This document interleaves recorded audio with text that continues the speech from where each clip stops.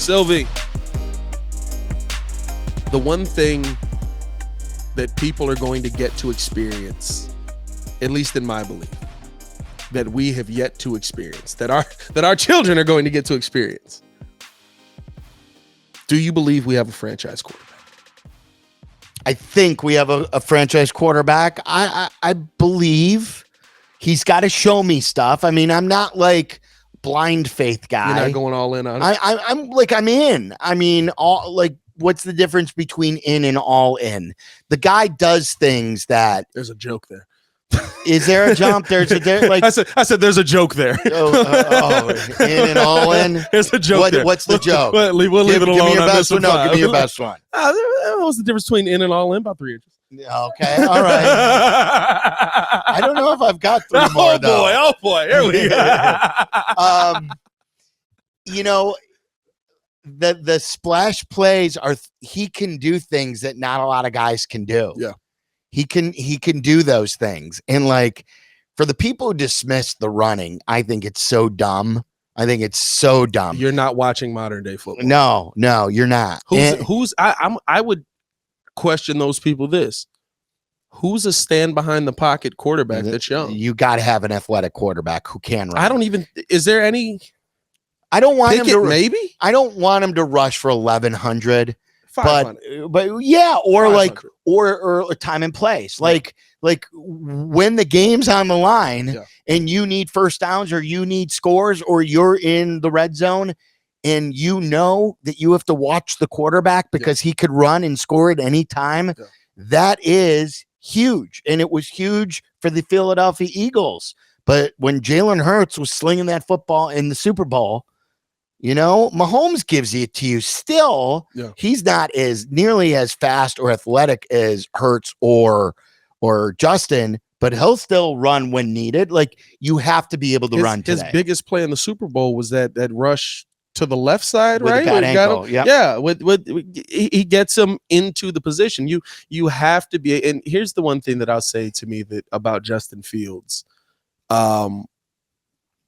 This is the first time he's getting an opportunity to play in a system for 2 years in a row. Yes. Familiarity is going to change his entire game to me. Because there were times last year, I said this on the pod, and I've said this on my show as well. I think Justin went into the Kobe effect. Remember Kobe had like Smush Parker on his team and stuff like that? He was like, I'm not giving you the ball. Like he's like, if I give you the ball and you shoot it and you miss it, we having a conversation in the locker room. I really think Justin got into that last season where I'm getting hit behind the line of scrimmage. When I throw you the ball, you drop it every time. When I throw you the ball, you catch it 50% of the time. The only person that's catching anything here is Cole. So I'm going to just take it myself, give it to David, or I'm going to take it myself again. You know what I mean? Right. So I don't think that second year in this system, he's going to come in with that same mindset. I hope that there are still things he can do better. Yeah. There are things, and he works on it, and he'll be the first one to tell you.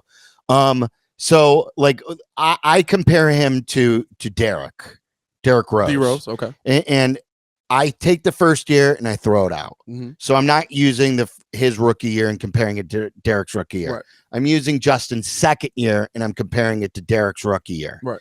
And I see the highlights and the potential there. In Derrick's second year, he became an all-star. Yes. I want now Justin to become a Pro Bowl type player and to show me. So now take that next with that continuity and everything like that. And then in his third year, become a premier player. I'm not shorting him either. Like I'm not giving him I'm taking my mindset away from what we've cared about for the Bears, right? If a quarterback gave us 3,500 passing yards, we were like, oh man, he's going to be a premier passer. He's going to take this next step. Justin Fields should be just short of 4,000 yards this season. And the only reason I'm giving him just short is because I do think he'll probably still have to run a little bit more. But that's what quarterbacks are doing in the NFL today. 4,000 yards is almost commonplace. We've never had it. Yeah. Look, I will take it. I don't believe there's a quantifier on numbers for Justin. I believe we'll know it when we see it. Yeah. I think he could throw for 3,200 yards, 3,100 yards, and we'll say that's him. Yeah. He's made it. Yeah. Because we'll be watching him and we'll know that he's the dude. But I don't think he has to throw for 4 or he has to throw for 3 and 30 touchdowns. I believe we'll just watch him and we'll know that he's arrived. I mean, but that's not, I think the crazy part is, right, like, that's not an insane bar, right? Like, it isn't. No, you're right. Mitch's 24-12 season was what, 3,200 yards? Right. He should be better than that.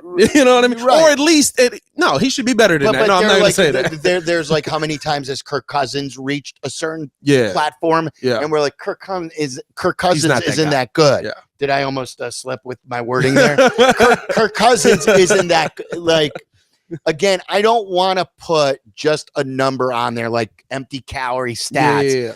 I'm telling you, we will know, not based on numbers. We will know based on our eyes. Not a Jared Goff situation, because I think Jared Goff had like 4,100 yards. Yeah, like exactly. He had a lot of yards. A lot of guys he was do balling things, and like we will look at each other, and we'll be sitting here doing a podcast, and there will be like a game, and we'll be like, okay, all right, now I'm all in. I got the 3 extra inches now.